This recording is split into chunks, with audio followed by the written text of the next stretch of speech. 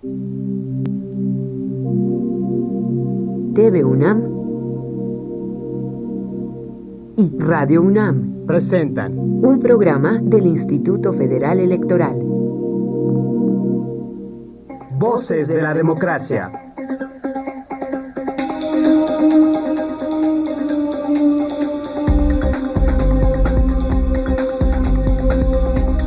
Voces de la Democracia.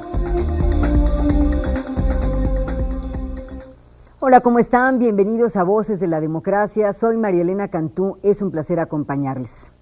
El 18 de mayo pasado, la Secretaría de Hacienda ajustó de 3.5 a 3.1% su estimación de crecimiento económico para 2013, luego de que el Instituto Nacional de Estadística y Geografía, el INEGI, informó que el Producto Interno Bruto del país creció 0.8% en el primer trimestre del año, lo que significó su menor nivel para el mismo periodo desde 2009. ¿Qué es esto? No son solamente cifras. México es un país de contrastes. Podemos encontrar a lo largo de nuestro territorio de lugares maravillosos en donde hay una imagen muy clara de crecimiento económico, pero también lugares en donde la desigualdad es mucho más profunda.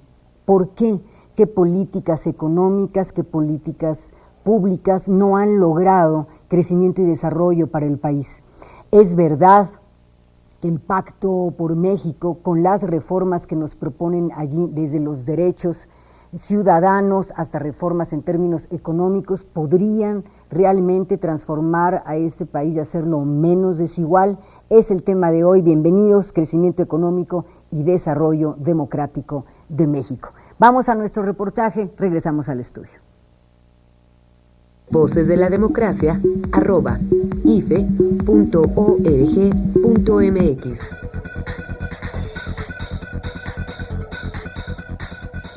La democracia no solo es una forma de gobierno y organización del poder, es sobre todo una forma de vida que impacta todas las áreas del quehacer en sociedad.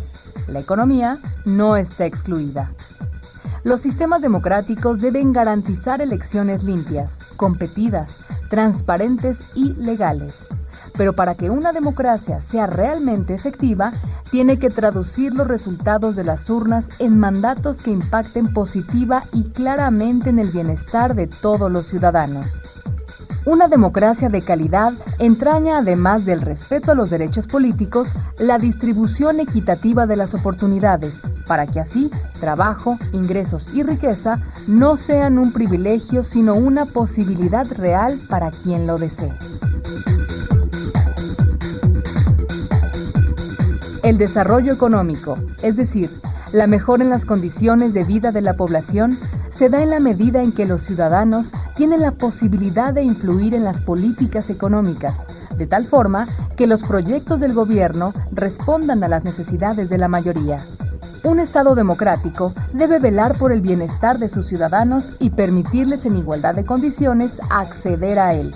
En ese sentido, el Pacto por México, compromiso asumido por el Ejecutivo Nacional y las tres principales fuerzas políticas del país, asume varios acuerdos encaminados a mejorar la economía de los mexicanos. Transformar la banca comercial y de desarrollo, consideran, será fundamental para ampliar el crédito y hacerlo accesible al mayor número de hogares y empresas. Reactivar el campo y hacerlo más productivo. Revisar el gasto del sector público y la política de subsidios para hacerlos más eficientes, progresistas y transparentar su ejercicio son otros de los compromisos económicos del pacto. Quizá la más importante de las propuestas al respecto es la reforma hacendaria, pues mejorar la capacidad recaudatoria del Estado supone mejorar también los servicios y oportunidades que éste da a los ciudadanos. El compromiso incluye los niveles federal y local y pretende que el cobro de impuestos sea más eficiente y equitativo. Incrementar la base de contribuyentes, pero sobre todo, combatir la elusión y evasión fiscales. El bienestar de la mayoría, y no solo el de unos cuantos, es lo que define el crecimiento económico real de un país, que no se mide sumando la riqueza de los ricos, sino la de los pobres.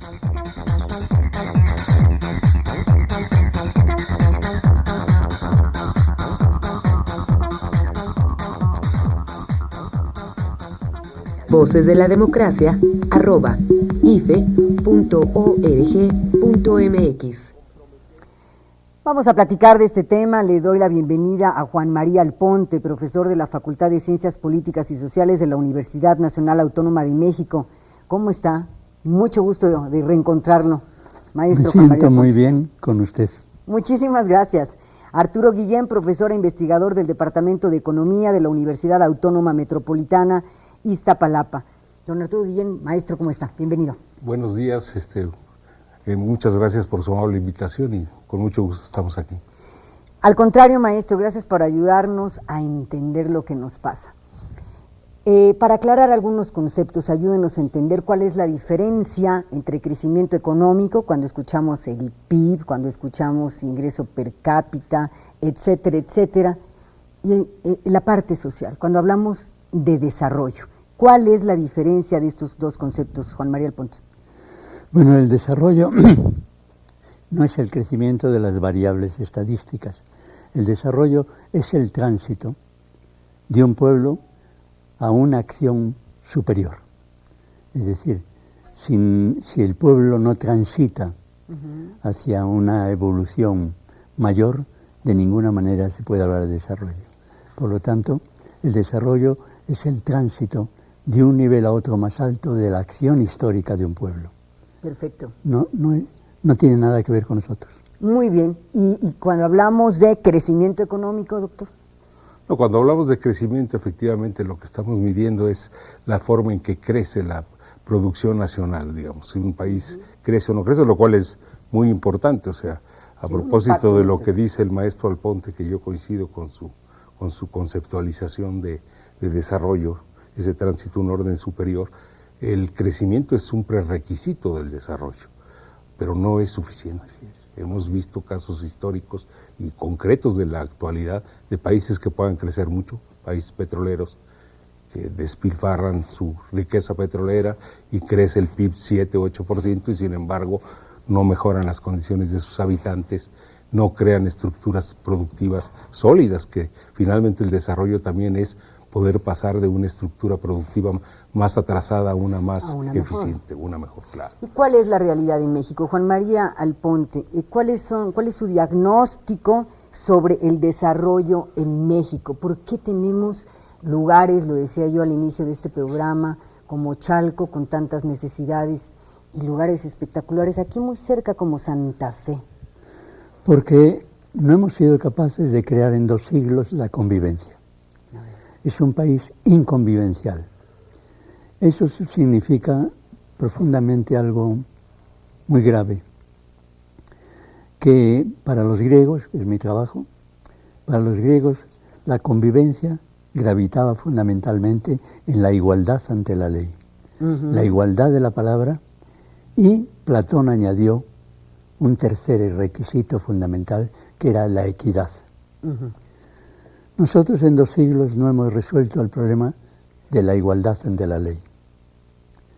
Y sin la igualdad ante la ley, es decir, sin la creación del Estado de Derecho, que todavía no hemos creado, es muy difícil plantearse realmente el problema del crecimiento y del desarrollo, porque la configuración histórica del país es desde hace 2 siglos la desigualdad.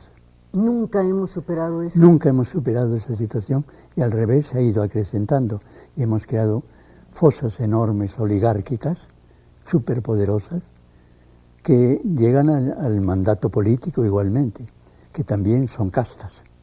Si regresara Humboldt como aquellos hace 200 años, ¿se sorprendería igual de los contrastes que encontró en México, en aquel México? Pues llegó en 1803 y Humboldt apreció esa desigualdad, pero también apreció el crecimiento de algunas instituciones importantes. Por ejemplo, señaló que el marco de la minería estaba a niveles europeos y él era un hombre de ese talante.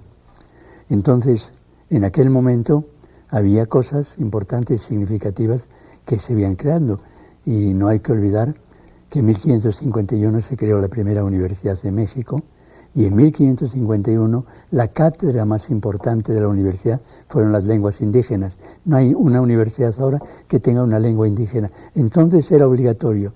Y durante la colonia ningún sacerdote podía ser ordenado sin que supiera una o dos lenguas indígenas. Por eso Hidalgo hablaba el otomí, porque era obligatorio.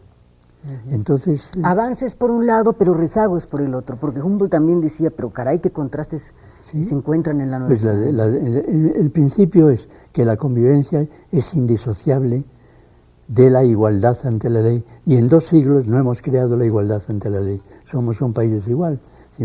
Tenemos 52 millones de pobres, somos una población de 116 millones, tenemos 52 millones de pobres según Coneval y 11.7 en extrema pobreza. Eso no habla muy bien de México. Y el 10% de la población más rica se diferencia del 10% más pobre en el 25.2%. ¿Qué significa esto, doctor Guillén? ¿Cómo es que México, qué decisiones económicas tomó para lograr un contraste semejante? 52 millones de pobres, como nos dice el maestro Alponte, más de 11 millones en extrema pobreza. Van y vienen los gobiernos de distintos partidos y nos dicen, reconocen que la pobreza es un problema. Hoy nos dicen abiertamente, en México hay hambre, pero nunca estamos seguros de que las medidas que se toman realmente van a cambiar ese panorama. Bueno, yo plantearía lo siguiente, empezaría por ahí, coincidiendo con esa idea de que México es un país de desigualdad desde hace muchos siglos, la idea de Humboldt planteada en su viaje a México. Sin embargo, la historia no es lineal, y ha habido periodos en que México ha logrado mayores niveles de crecimiento y ha logrado mayores niveles de desarrollo. México experimentó una revolución social que, con todas sus cuestiones negativas que se pudieran, digamos, en un momento dado examinar, tuvo resultados muy positivos en términos de desarrollo económico y social. Digamos, Estamos hablando de la época postrevolucionaria, sobre todo el periodo cardenista.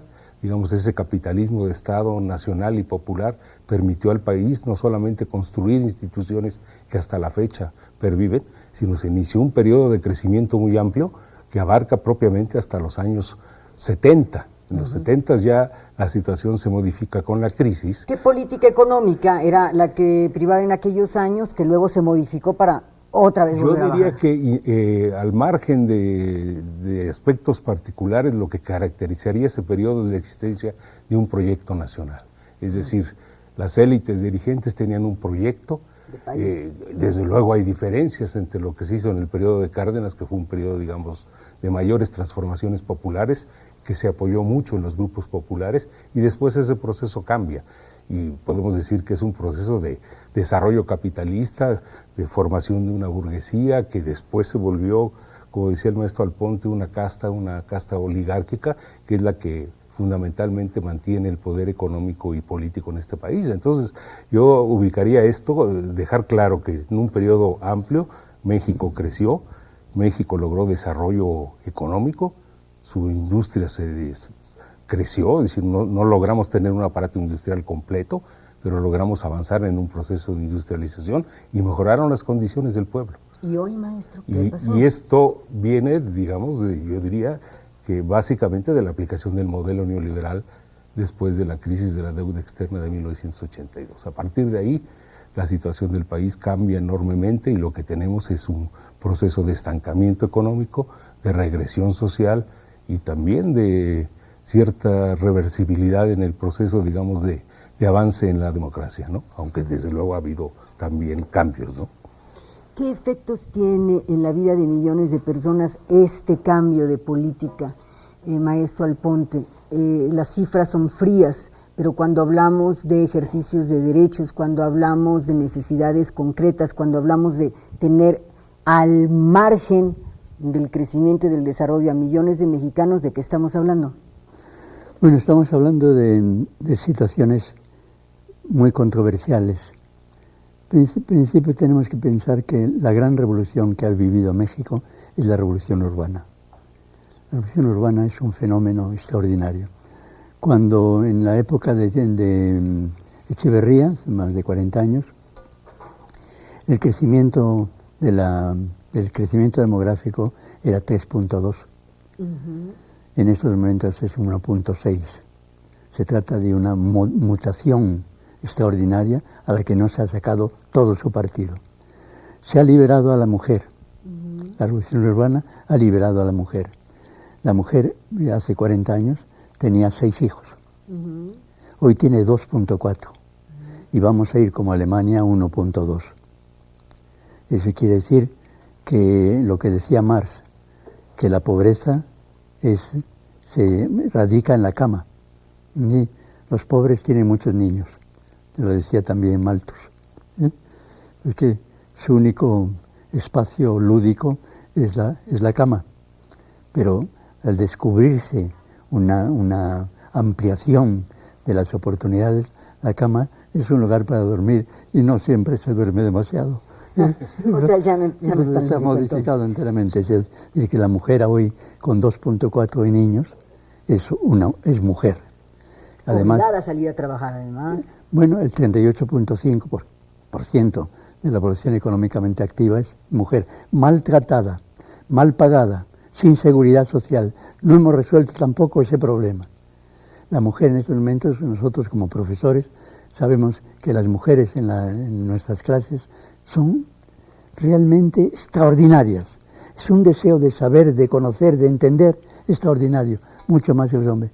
Los muchachos llegan siempre tarde, las muchachas nunca. Entonces estamos asistiendo a un cambio específico de la realidad mexicana, que es la aparición de la mujer, a la que no se ha dado toda su importancia. Es maltratada en el trabajo, no tiene igualdad de condiciones, la seguridad social tampoco es para ella, pero ya es el 38.5% de la población económicamente activa. Por tanto, se trata de una verdadera revolución, que está encuadrada finalmente en algo fundamental, que es la búsqueda de la igualdad ante la ley, que no hemos logrado en 2 siglos. Somos un país desigual económicamente, pero en términos de desigualdad de derechos, bueno, no hay más que leer el periódico en la mañana para emborracharse uno, ¿no? Es decir, de los abusos de la clase política o de la clase oligárquica. Es decir, de cada 10 delitos solamente uno se denuncia. Porque las gentes saben que no hay respuesta. Que no hay respuesta para ese y para algunos otros temas. Maestro, ¿cómo podría explicarnos estas cifras macro y las cifras micro? Lo que quiere el ciudadano es un trabajo digno, es un salario que le permita vivir decorosamente, tener una vida digna. Lo que quieren las mujeres es no tener más que los mismos derechos que los hombres en el ámbito laboral, etcétera. Lo que quieren las personas con discapacidad es una oportunidad de trabajo. En fin, ¿cómo poder traducir, cómo poder diagnosticar el estado, no macro, sino el micro de la población hoy en México? No, como usted lo describe, esa es la realidad del país, pero para tener, digamos, un empleo digno y para tener salarios remunerativos, necesitamos, en mi opinión, cambiar el modelo económico. El neoliberalismo implicado, entre otras cosas, un proceso, como ya decía antes, de estancamiento económico crónico que viene desde el año 83. El PIB en promedio en todo el periodo neoliberal ha crecido un 2% solamente anual, lo cual es totalmente insuficiente para resolver los problemas del desarrollo. Entonces, mientras no haya crecimiento, no habrá empleo, no habrá inversión, y los salarios, como hemos visto desde los años 80, se sigue una política salarial totalmente restrictiva que no permite que las gentes recuperen mínimamente los efectos de la inflación. O sea, son topes salariales tras topes salariales que han hecho que el salario real en México sea uno de los salarios más bajos del mundo, ¿no? Yo recuerdo, y esta expresión la tenemos muchos de mis compañeros de generación, somos 4 mujeres, mi papá era el único que trabajaba y nos podía mantener bien, fuimos a la escuela, teníamos acceso a la salud. Hoy una hermana mía con una sola hija y con los 2 trabajando la ve difícil. Lo que nos dice hoy el gobierno es que el Pacto por México podría ser una salida, que están conscientes que se podría enfrentar nuestros niveles de desigualdad y de pobreza si crecemos en un 5%. En términos generales, maestro, cuando nos están hablando del Pacto por México y todos los compromisos que tienen que ver con reformas que van a tener un impacto en lo económico, ¿se está hablando de cambio de modelo o estamos con parchecitos? ¿De qué se trata? Bueno, yo creo que sería de lo segundo, pero voy a tratar de fundamentarlo. O sea, yo no le resto importancia a la posibilidad de que el gobierno actual, digamos, pacte con los dos principales partidos políticos cierto tipo de transformaciones en el país. Entendiendo que ese pacto no por fuerza puede decirse que es el pacto con la sociedad mexicana, porque se trata del pacto con dos partidos políticos sumamente debilitados y divididos, y por tanto no representan siquiera el punto de vista de todos sus militantes, mucho menos los de la sociedad mexicana.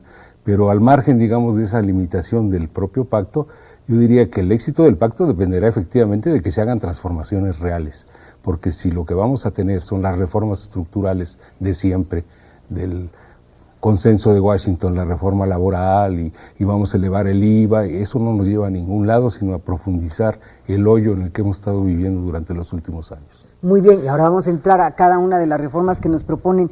Maestro, ¿qué piensa del pacto? A lo largo de los años y en las últimas décadas hemos tenido muchos pactos, pero realmente lo que nos proponen los partidos políticos PRI, PAN, PRD junto con el gobierno federal está hablando de cambios de fondo que nos permitan igualdad ante la ley, ejercicio de derechos, etcétera. Bueno, primero recuperamos el problema salarial. Solamente el 8.4% de la población económicamente activa tiene un salario superior a los 5 salarios mínimos, el 8.4%. Es una vergüenza, porque más del 40% está entre 1 y 3 salarios, lo cual quiere decir hambre, miseria, etcétera, etcétera. A ello tenemos que añadir un dato realmente notable, y es que los salarios respecto al Producto Interno Bruto descienden desde hace 20 años. Hace 20 años los salarios representaban el 35% del Producto Interno Bruto. En los 3 primeros meses del 2013 representan el 27.2%, o sea que los salarios descienden permanentemente del Producto Interno Bruto. ¿Cómo se va a crecer si el salario representa un porcentaje tan mínimo del Producto Interno Bruto? Por lo tanto, se puede entender que no se puede desarrollar una sociedad en ese nivel. Si consideramos que más del 40% está entre 1 y 3 salarios, es que no puede ser. Y si además desciende su relación con el Producto Interno Bruto, pues se trata de una miseria absoluta. Por lo tanto, el pacto democrático, el pacto de los partidos, tiene que asumir en la profundidad un problema histórico que ya desarrolló Carranza al iniciar el Congreso en 1917, señalando que no se había cumplido nunca, dijo Carranza, nunca la Constitución del 57, que cuando termina el Congreso les dicen, he aquí, señor, la Constitución del 57 reformada.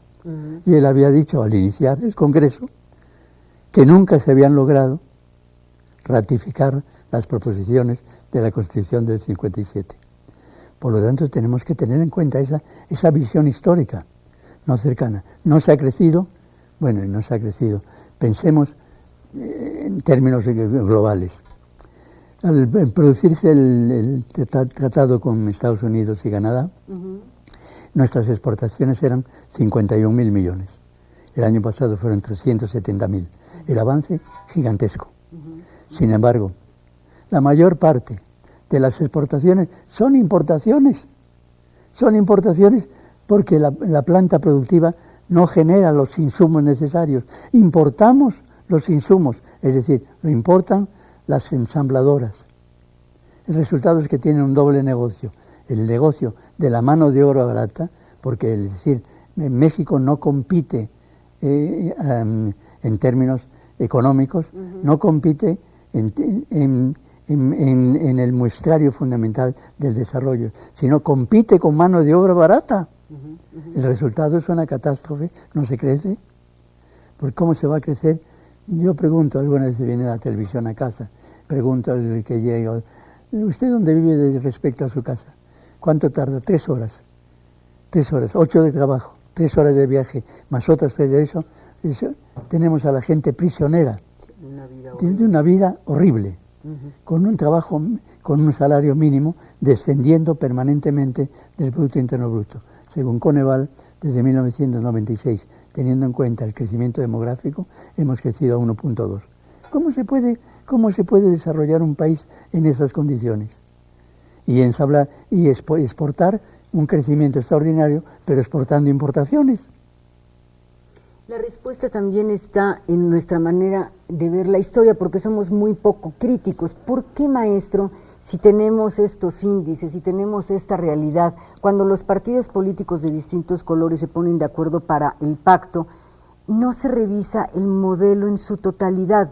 ¿Por qué siempre estamos en el parche? ¿Qué intereses están por encima pues del desarrollo del país? ¿A qué están respondiendo los que toman las decisiones? A eso me refiero, yo creo que finalmente el problema es cómo vamos a cambiar de modelo y cómo vamos a cambiar el modelo en el contexto sociopolítico de este país, en donde una minúscula oligarquía, yo diría no el 10% de la población más rica, probablemente ni siquiera el 1% de la población más rica, el 0.1% de la población más rica se ha enriquecido con el neoliberalismo de manera escandalosa, el ingreso se ha concentrado en esa minúscula oligarquía, pero que es muy poderosa políticamente. Entonces las posibilidades de transformación del país se limitan por esa ceguera de una oligarquía que está satisfecha con acumular enormes ganancias, con usarlas en la bolsa, con especular, y la economía, por otro lado, postrada porque no crece, ¿no? O sea, mientras no cambiemos, insisto, el modelo, eso no puede ser. O sea, finalmente, si uno revisa, por ejemplo, el Plan Nacional de Desarrollo, que contiene algunas declaraciones en el discurso interesantes, la necesidad de voltear hacia el mercado interno, pero sin embargo, si ve uno las medidas que se proponen, entre otras, pues es fortalecer la apertura comercial, fortalecer la apertura de la cuenta de capital, que sigan entrando capitales libremente al país, y se nos olvida, a propósito de la historia, que eso nos llevó a la catástrofe de 1994-95, y eso llevó a la catástrofe argentina en el año 2000, y eso llevó a la catástrofe de Estados Unidos en las recientes crisis, tanto la de las acciones tecnológicas del Nasdaq como la siguiente crisis inmobiliaria, que todavía estamos viviendo, porque además ese es otro problema central. Yo no veo que se haga un diagnóstico correcto de la crisis, simplemente se dice tenemos un problema externo, pero bueno, ¿de qué crisis se trata y de qué manera nosotros podemos contrarrestar esa crisis? Simplemente para cerrar con este punto, a propósito de los salarios en México no crecen, están estancados. ¿Sabe usted cuánto crecieron los salarios durante las 2 gestiones de Lula en sus 2 gobiernos? 58%. Por tanto, los resultados de Brasil la década pasada fueron muy diferentes de los de México, porque con todo el hecho de que Brasil se mueve también en la apertura y en la globalización, empezó a aplicar una estrategia y un estilo de desarrollo que difiere mucho del estilo neoliberal que ha prevalecido en México, ¿no? De pronto encontramos en las noticias, y lo voy a poner como un ejemplo ahora que vamos a revisar lo que nos proponen en el Pacto por México. Usted seguramente ha recibido algún papelito de la Secretaría de Hacienda que le dice no ha pagado el mes de mayo, vaya y cumpla con el SAT. Y luego uno se entera que le condonan una deuda millonaria a un grupo muy poderoso en este país en términos económicos. Ahí estamos frente a una desigualdad, no somos lo mismo. Vamos a revisar lo que nos dicen en el Pacto por México. Un punto que es importante, transformar el campo en una actividad más productiva. Se reactivará el campo mexicano, nos dicen, para garantizar la seguridad alimentaria como una política de Estado, y se establecerán medidas específicas para contener el precio de los alimentos, erradicar la pobreza extrema y promover a un sector de la economía que actualmente produce por debajo de su potencial. ¿Qué le dice esto, Juan María Alponte? Una conversación mía con un presidente de la República. A ver. Que un día me dijo que en una crisis agraria en América Latina, menos mal que nosotros hemos hecho la reforma agraria. Yo le dije, nosotros nunca hicimos la reforma agraria, repartimos la tierra y le dimos a los más pobres las zonas de secano. Y el hecho cierto es que en este momento la agricultura, que tiene el 13.6% de la población económicamente activa, representa la miseria del 3.6% del Producto Interno Bruto.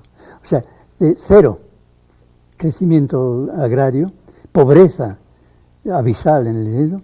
Los jóvenes que estaban en los ejidos se han marchado a trabajar en California y producen en California alto nivel a las exportaciones para Japón. Cuando uno está en Tokio y lleva un filete, ha llegado de California. Lo han producido los mexicanos de California. Su punto sobre este sobre asunto, el campo, maestro. ¿no? El problema del campo viene desde luego de muy atrás. Ya recordaba el maestro Alponte las limitaciones de la reforma agraria, pero en los 70s, por ejemplo, ya podemos hablar que comienza una crisis agrícola. Pero yo diría que el problema principal, de nuevo, y vuelvo sobre el punto, es a partir de la aplicación del modelo neoliberal y sobre todo de la firma del Tratado de Libre Comercio con América del Norte. ¿Por qué, maestro? Porque obviamente es un modelo en donde básicamente lo que se trata de promover son las exportaciones de manufacturas, en donde se acuerda, digamos, el libre comercio, lo cual implica que van a entrar granos básicos de parte de los Estados Unidos y de Canadá a precios con los cuales los campesinos no pueden competir. El Telecán significó la destrucción de las economías campesinas. Los campesinos lo único que tuvieron que hacer es dejar sus tierras, irse de migrantes, lo cual nos crea un problema muy serio, como lo vemos por ejemplo en Zacatecas, pueblos vacíos, en donde fantasmas, donde no hay hombres, pero ya tampoco hay mujeres, simplemente hay algunos cuantos niños que quedan por ahí con sus abuelos, en una situación realmente desesperante, en donde reconstituir ese tejido no va a ser sencillo, requiere de cambios de fondo en el propio modelo económico. Vamos a revisar si efectivamente... No sé si el Telecán debiera seguir en los mismos términos, siempre dicen que sí, y ahí seguimos, ¿no? Aunque hay sectores que piden su revisión. Vamos a escuchar a algunos de nuestros ciudadanos frente a la pregunta: ¿el desarrollo democrático debería estar acompañado de crecimiento económico? Y esto es así, porque con las expectativas de un avance en materia democrática, muchos mexicanos pensaron, bueno, si hay democracia, viviré mejor, tendré mejor calidad de vida. ¿Qué nos pasó sobre ese punto? Vamos con los ciudadanos, regresamos. Voces de la Democracia, @ife.org.mx. No podemos aspirar a tener una sociedad con mayor condiciones de igualdad si existe pues falta de empleo, falta de oportunidades, falta de espacios educativos, pero también una oferta de trabajo para todos esos estudiantes que egresan de las profesiones. Sí necesitamos forzosamente las dos cosas de la mano. Sería congruente, yo creo que todos los mexicanos queremos que haya mejores oportunidades y mejor calidad de vida, y eso va de la mano con desarrollo económico, y pues es el ejercicio de la democracia. Nosotros pedimos eso. Sí, tienen que ir de la mano, pues son dos. Porque si no hay democracia no hay crecimiento, o sea, debe haber desarrollo para todos, no nada más para un cierto sector. No lo está, pero sí todos buscamos que haya un crecimiento económico del país y que eso sea el reflejo de los dirigentes que nosotros seleccionamos por democracia. En teoría sí, pero el desarrollo democrático demostrado. De hecho yo corrí un modelo con eso en Europa, y entre más democrático estaba el avance de las naciones, más la salida de la crisis es anterior. O sea, conforme ellos están más apegados a las normas de la democracia. Pero en México no creo que suceda así. No. Porque lo económico es diferente, simplemente. Pues yo diría que sí, no tiene mucho que ver, porque digamos que el crecimiento económico viene muy de mano de la educación. Entonces si hay educación hay más democracia, porque la gente está un poco más enterada de lo que pasa en su país. Voces de la Democracia, @ife.org.mx. Maestro Alponte, ¿qué opinión le merecen los comentarios de algunos de nuestros ciudadanos? Nos hablan de falta de oportunidades, empleo.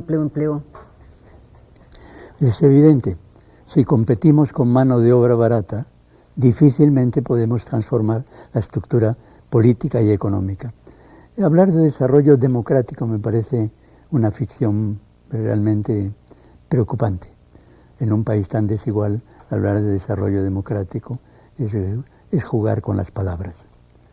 El desarrollo nunca ha sido en México nada más que parcial. Se ha crecido, es decir, los 10 más ricos representan 107.000 millones de dólares. Y tres familias son 62.000 millones de dólares. Bueno, entonces, evidentemente, tres familias son el 62.2% de los 107.000 millones. O sea, una concentración del ingreso casi sin igual.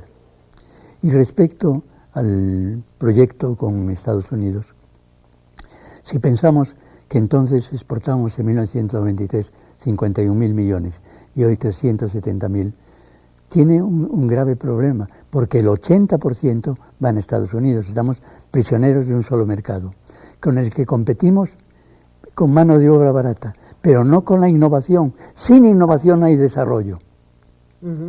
Invertimos en investigación y desarrollo el 0.4 al 0.5% del Producto Interno Bruto. El presidente Peña Nieto ha dicho que vamos a invertir el 1%. Corea del Sur invierte ya el 3.5%. Hace 25 años partíamos de Corea del Sur y nosotros del mismo punto de vista. Hoy es 3 veces más el Producto Interno Bruto de Corea, porque han invertido en educación, han invertido en desarrollo y han invertido el 3.5%. Nosotros hablamos ahora del 1% como si fuera la luna, que está por verse, y además si no va ese 1% a gasto corriente, que es lo posible, porque no tenemos las estructuras adecuadas. Entonces, puede gastarse también en gasto corriente. Porque además nos dicen va a tener menos ingresos, el gobierno tendrá que bajar el gasto. Efectivamente, uno de los puntos del Pacto por México, maestro, inversión del 1% del PIB en ciencia, tecnología e innovación. Ojalá. Pero, y todavía 1%, como dice el maestro, pero vuelvo a decir, es insuficiente. Vuelvo a decir que Corea invierte el 3.5%. Nuestros socios en Estados Unidos, cuyo Producto Interno Bruto es Canadá y es infinitamente mayor, el 2 o el 3% en investigación y desarrollo, es una cifra gigantesca. Solamente Estados Unidos invierte en biotecnología 22.000 millones de dólares anuales. En biotecnología, que es la nueva ciencia. Por lo tanto, es decir, cuando hablamos de pasar del 0.5 al 0.1%, sí hablamos algo, pero tenemos la estructura adecuada, los niveles adecuados de sostenimiento de esa situación, o va a ir a gasto corriente como va la mayor parte de las cosas. No, y efectivamente, y no solamente el gasto en investigación y desarrollo, lo que es muy cierto lo que dice el maestro Alponte, ¿no? Sino en general el gasto, por ejemplo, en educación. Es decir, vuelvo a la comparación con Brasil, porque Brasil es visto como una izquierda moderna, no estoy hablando pues de radicalismos. ¿Cuántas universidades se crearon en México en los últimos 10 años? Una sola, que fue la Universidad de la Ciudad de México. ¿Sabe cuántas universidades creó Lula durante sus 2 mandatos? 28 universidades. Entonces, tenemos, si me permites, una proposición clarísima. En estos momentos ha habido un encuentro entre Brasil y México respecto a la Dirección General del Comercio Mundial. Bueno, pues México, la segunda potencia en población de América Latina, no pudo competir con Acevedo, simplemente porque Acevedo tenía detrás de sí un proyecto y una dimensión y un trabajo. Tenía el acuerdo con los BRIC, con China, con India, tenía los votos naturales. Nosotros competimos sin sustancia y sin una previsión de las cosas. Con el apoyo norteamericano. O dependiendo de los norteamericanos. Maestro, cuando nos está diciendo el gobierno que reformas en telecomunicaciones, por ejemplo, que se ha avanzado algo al respecto, que el desarrollo sustentable es otra de las medidas importantísimas, que la reforma energética, la financiera, que ya se presentó una iniciativa, y la hacendaria, nos darán los elementos para cambiarle el rostro al país. Por favor, ayúdenos a identificar la importancia de cada una, lo que mínimo, más o menos, tendríamos que esperar si es que los ciudadanos todavía creen que pueden tener alguna expectativa positiva al respecto. Bueno, me enfocaré a lo que el mismo gobierno llama las reformas madres, las estructurales, ¿no? Ajá. Las reformas madres, que son la hacendaria y la energética. Sobre ese punto de vista, a mí me parece que se está planteando, por ejemplo, que primero se va a plantear la reforma energética. Esa reforma energética plantea, a su vez, una apertura al capital privado y al capital extranjero, y después viene la hacendaria. Yo pienso que es totalmente al revés. Primero tenemos que resolver la reforma fiscal, que es una necesidad.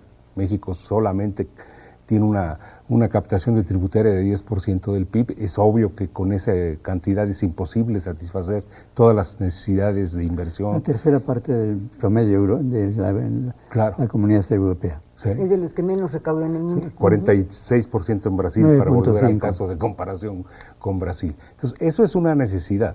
Ahora, ¿qué tipo de reforma es la que vamos a plantear?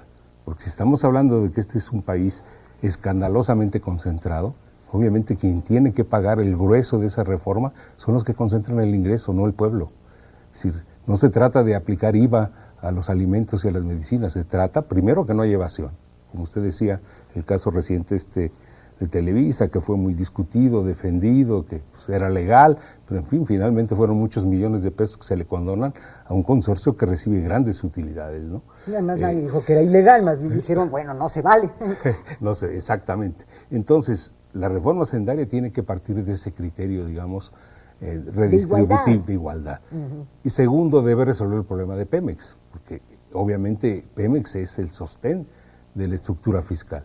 70.3% de los ingresos fiscales del Estado. Claro, y eso limita grandemente la posibilidad de que Pemex pueda reanudar un programa de inversión importante. Para digamos. que deje de ser la claro. cara chica. Entonces, por eso yo digo, primero la hacendaria, primero tenemos que liberar a Pemex de esa carga y después tenemos que discutir si Pemex se reforma, lo cual es obvio que tiene que reformarse, que tiene que reestructurarse, y se discute si es necesario o no abrir ciertas áreas al capital privado o si al grueso de los recursos que se redistribuyen sobre la base de la reforma fiscal van para impulsar un programa real de inversiones en Pemex, que es una vergüenza que a estas alturas, después de no sé cuántos años, todavía no podemos construir una sola refinería.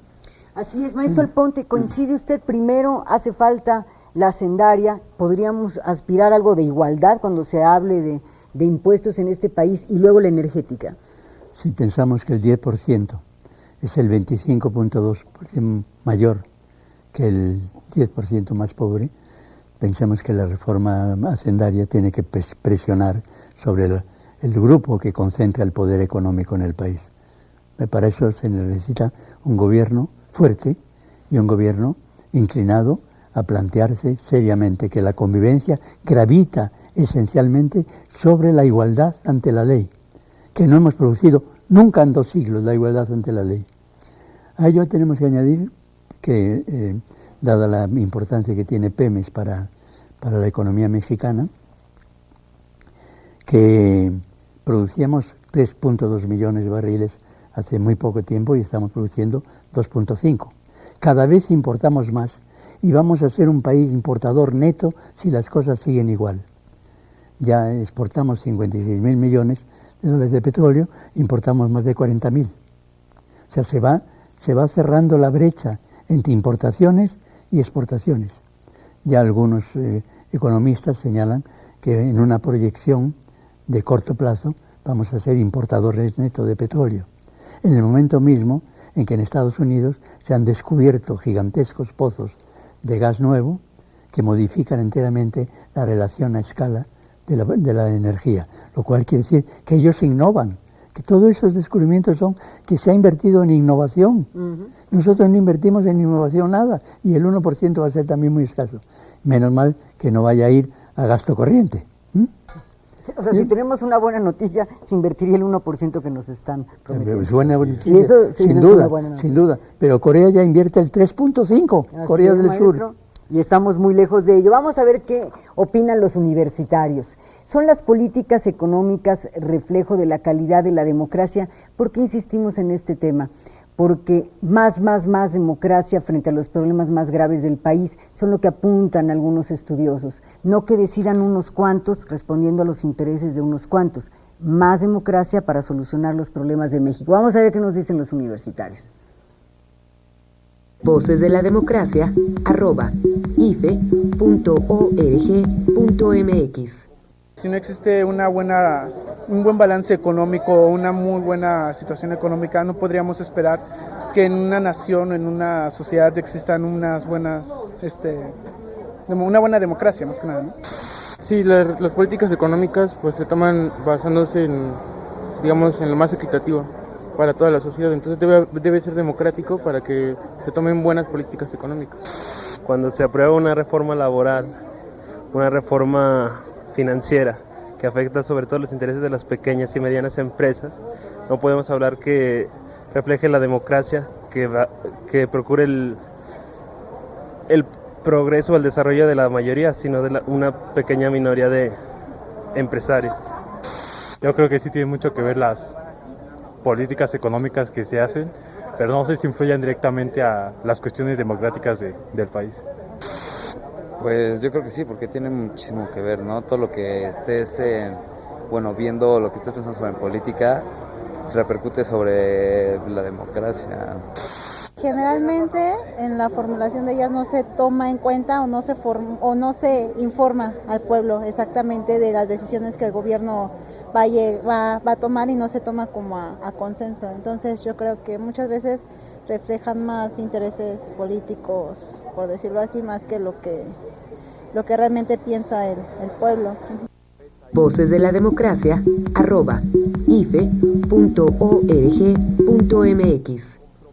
No se toma en cuenta lo que piensa el pueblo, deciden unos cuantos, nos dicen algunos de los universitarios. Maestro Alponte, hemos entrevistado a muchos especialistas de la región y algunos coinciden en que la democracia no es una varita mágica para solucionar problemas. Sin embargo, en México, con la pluralidad política y con la transición, teníamos la expectativa de que dejarían de decidir unos cuantos y la mayoría sería escuchada y que el poder serviría precisamente en beneficio de los muchos. ¿Qué nos pasó? Mire, le voy a contar con una anécdota de elevada categoría. Hablando con Portes Gil, me contó esta historia, que en Tamaulipas se presentaron 2 generales para ser gobernadores de Tamaulipas, ahora Mataulipas, ¿no? Bueno, y los 2, como si fuera hoy, se declararon vencedores. Los 2 tenían mayoría en la Cámara, o sea que el perfil psicológico y democrático ya estaba bien planteado en los años 20. Bueno, pues no hubo acuerdo. Y entonces los 2 generales, entonces estaba permitido el duelo, fueron a batirse y se batieron en Chapultepec, y hubo un gentío que fue a verlos. Y me dijo Portes Gil estas palabras, que nunca olvidaré, porque presionó sobre la S.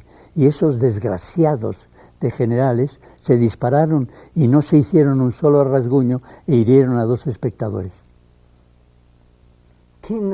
¿Cuál es el mensaje de fondo, maestro? El mensaje fue que entonces era la democracia y evidentemente seguimos batiendo, ¿no? Los políticos se baten en palabras y hieren a los espectadores, hieren todavía al país, hieren todavía al pueblo. Sigue sin ser escuchado. Maestro, ¿qué piensa de este tema? No, yo creo que definitivamente es un problema toral de este país. O sea, hasta qué punto somos o no un país democrático, un país que históricamente, si de algo ha carecido, es de democracia, incluso representativa. Por supuesto, la democracia representa mucho más que una democracia meramente representativa, tiene que ser una democracia participativa, en donde efectivamente hay un empoderamiento de la sociedad en la toma de decisiones, lo cual no es fácil. Son procesos que reclaman, digamos, muchas contradicciones y luchas. Pero en México lo que vivimos aún al nivel de la democracia representativa, creo yo, es un proceso de transición que se truncó. Yo veo de las reformas políticas últimas a la fecha, de la alternancia, ese proceso, digamos, no ha avanzado. Más que avances, creo que hay retrocesos. Más que una democracia representativa, creo hay una democracia simulada, donde unos cuantos deciden lo que va a suceder en este país, donde los partidos han perdido representatividad, donde las elecciones no son ni ciertas ni equitativas. Los dos generales que matan espectadores, ¿eh? Un poder judicial en descrédito y en descomposición, una pérdida creciente de territorio por parte de estos grupos, digamos, de la delincuencia organizada. Entonces estamos en una situación muy difícil en donde, si bien pues, seguimos siendo un país que se rige por elecciones y donde hablamos de democracia, tenemos muchos problemas que desacreditan esa idea de que hemos avanzado realmente hacia una democracia más efectiva, ¿no? Maestro Alponte, ya hacia la reflexión final, usted conoce la situación de muchos países en el mundo, de democracias consolidadas, de las que están emergiendo. ¿Cómo fortalecer a la ciudadanía para que pueda participar del destino de su propia vida? Primero tenemos que crear el Estado de Derecho, que no lo hemos creado. ¿Usted nunca. partiría de ahí? Absolutamente. No tenemos Estado de Derecho. Eso es, la casta dominante es la del abuso. Todos los días los periódicos nos denuncian con los abusos de la casta política y abuso desde el poder. Es decir, nunca ha habido igualdad ante la ley. No tienen la menor preocupación de que un juez vaya a decirles: usted se ha equivocado y tiene que pagar. No Aquí nadie paga lo que hace. Ninguna posibilidad. Uh-huh. La impunidad total. La impunidad que crea el abuso. Uh-huh. El abuso permanente. La consideración final es que la igualdad ante la ley tiene que ser el principio fundamental del derecho.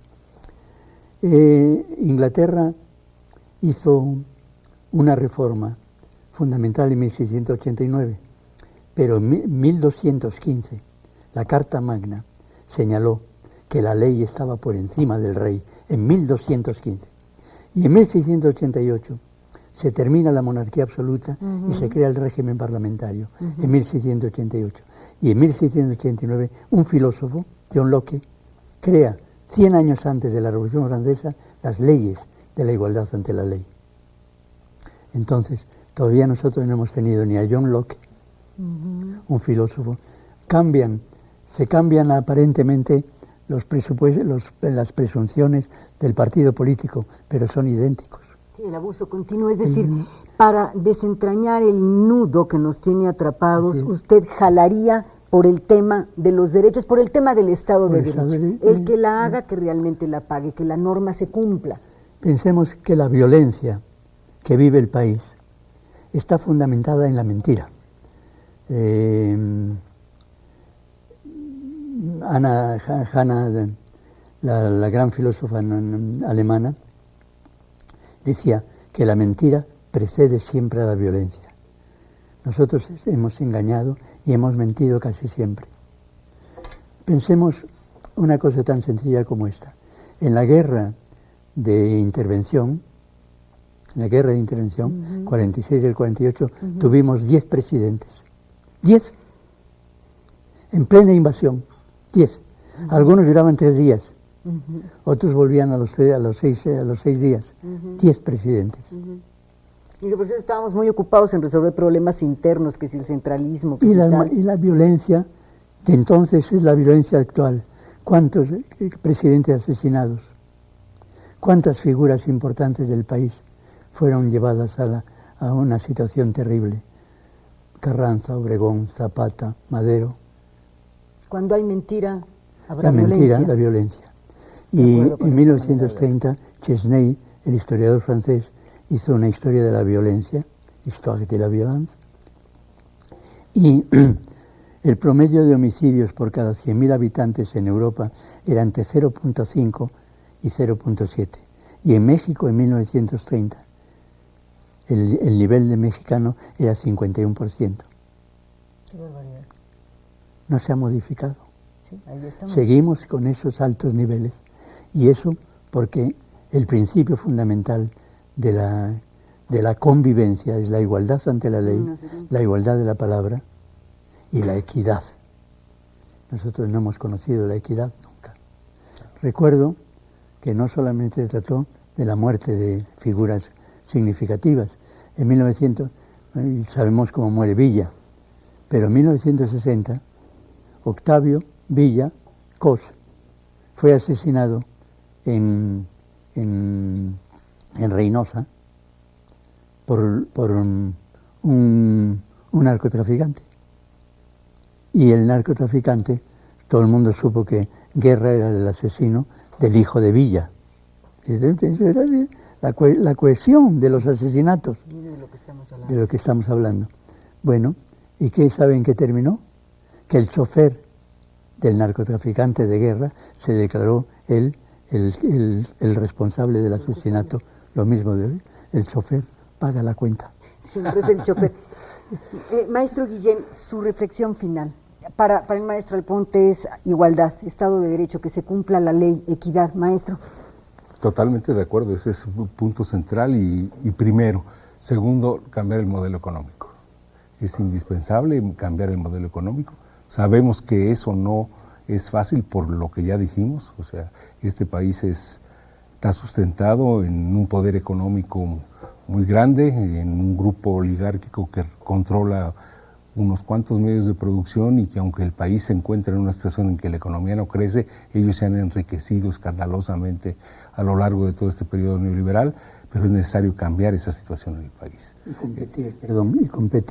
Y competir con la pobreza, competir con la mano de obra barata, que es escandaloso. Sí, no, eso es imposible. Tenemos que cambiar el modelo hacia uno orientado al mercado interno y por tanto, lo cual no quiere decir que descuidemos las exportaciones, tiene que ser quizás una estrategia dual en donde el fomento de las exportaciones vaya acompañado de un fortalecimiento del mercado interno y ahí la política salarial y la política de empleo, lo que vimos de los universitarios y de todos los entrevistados, este país clama por empleo, tiene sed de empleo y el empleo debe ser el punto central de un programa económico. Muchísimas gracias, maestro Arturo Guillén, profesor e investigador del Departamento de Economía de la Universidad Autónoma Metropolitana Iztapalapa, por sus comentarios. Juan María Alponte, muchas gracias, profesor de la Facultad de Ciencias Políticas y Sociales de la Universidad Nacional Autónoma de México. Ha sido un placer volver a encontrarlo, Juan María Alponte. Este año he cumplido mis 40 años de profesor en la universidad. Pues muchas felicidades, qué bueno que estén Voces de la Democracia para festejarlo. Gracias a ustedes por acompañarlos. Soy María Elena Cantú, nos encontramos la próxima semana.